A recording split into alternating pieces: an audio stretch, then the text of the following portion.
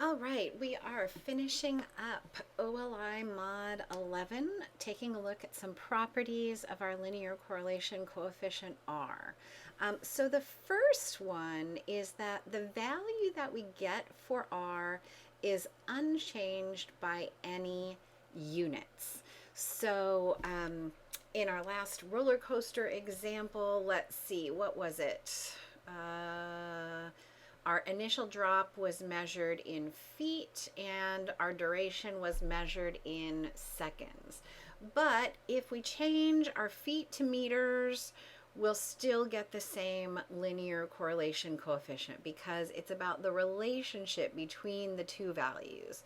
Or if we change duration to minutes, or if we changed both of them, initial drop to meters, duration to minutes, we would get exactly the same linear correlation coefficient.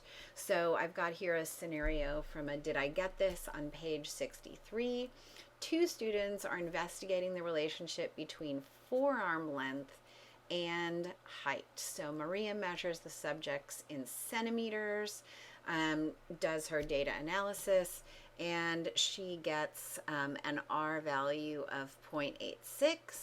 John goes out, he measures the exact same subjects, he measures in inches. What's going to happen with his correlation coefficient? Well, it's going to be the same. Now, they're saying approximately the same because, human error in measuring. But it's going to be approximately the same. The pattern in that data is not going to change. And that what really is affecting that correlation coefficient. Okay. Next one here is that the linear correlation coefficient R measures only the strength of a linear relationship. And this also leads into the next one we're going to look at. But very important that we know an R value of 0 is only telling us that there's no linear relationship. So if we take a look at these three scatter plots here, right? Remembering about those z-scores and how they multiply together, this scatter plot is the one that's going to give us that R value closest to 0.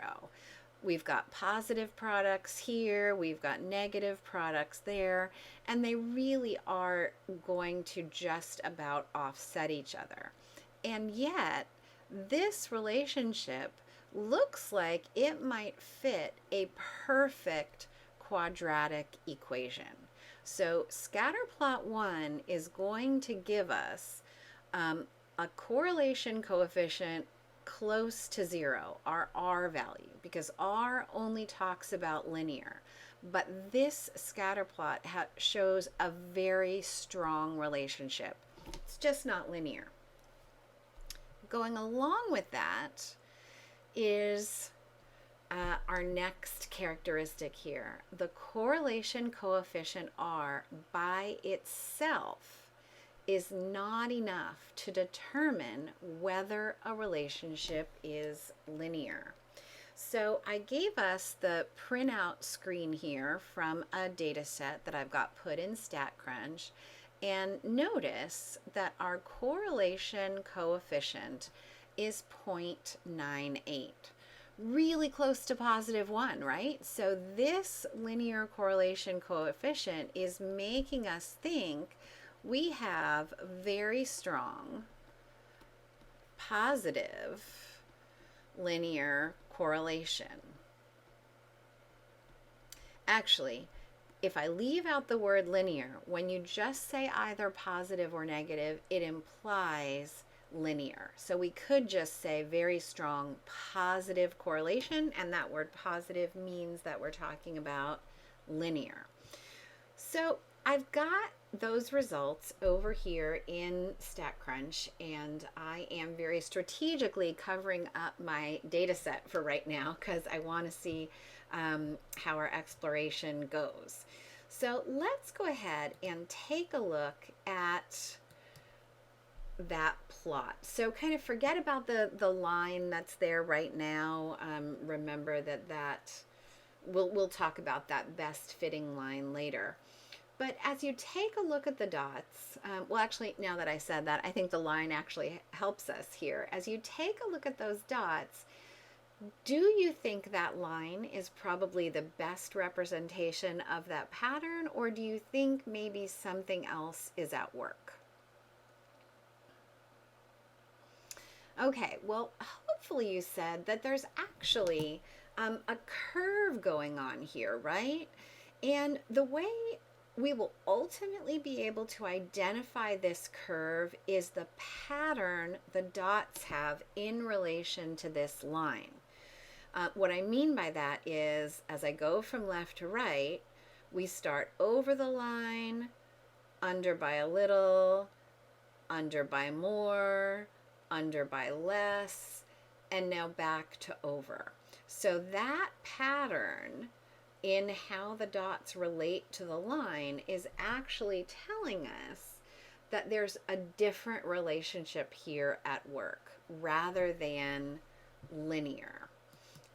Let me just go back to the roller coaster data for a second. Let me get that back. There we go. So notice here, there's no pattern to how those dots are arranged around, the line. Some are above, below, above, below, above, below. No pattern to how they're going in there, okay? But here, we've got this pattern. And we'll have kind of a triple check by the time we take a look at all of our data analysis here that will really point out to us the pattern that these dots have with relation to this line, and that will be our key that actually the linear relationship is not good here.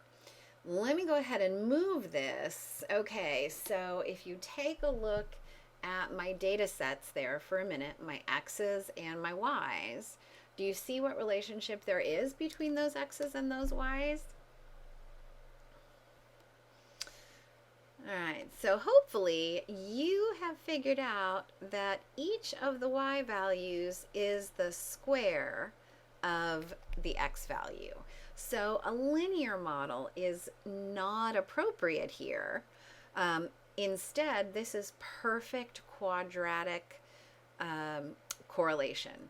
Even though this linear correlation coefficient made it look like linear might be appropriate, right now, hopefully, you would be able to identify from the scatter plot that maybe linear isn't the best. And like I said, coming at the end of this unit, we'll actually have a different graph to look at that will really point out this pattern to us and let us know that linear is not appropriate. Okay, the last characteristic here is that the correlation coefficient can be heavily influenced by outliers, and you're going to address that on an upcoming discussion board. So I'm going to leave that alone for right now. Let's take a look at the last one here. This is going to pull in some information from our first unit. A study of tutoring services at a community college shows a strong positive association between time spent in the math lab and math exam average. So let's just think for a minute here. So time in the math lab would be our explanatory variable. Exam average is our response variable, and because of that strong positive association, let's see, might look something like that. Certainly our data points are going up from left to right. Okay, and we're going to identify each of these statements as valid or invalid. Students who spend more time in the math lab tend to have higher exam averages. More time in the math lab, higher exam averages. Yep, that is exactly how this data works. So that is a valid statement. The tutoring services in the math lab are improving student performance on math exams. Did you hear it? Did you hear the warning bell and the sirens that went off there? Are improving student performance. That is language that implies causation, that the time in the math lab is causing that higher exam average. Now, as much as I want that to be a valid conclusion, let's think about this study for a minute. Would it have been data collected in an observational study or in an experiment? Chances are this was an observational study, right? So that means that we are not allowed to conclude causation, and that is what makes this an invalid statement. No causation when you have an observational study. C, to improve student performance in math classes, the college should require students to attend the math lab. Well, again, this wording is implying causation. This is an observational study that is not allowed. So this also is an invalid conclusion.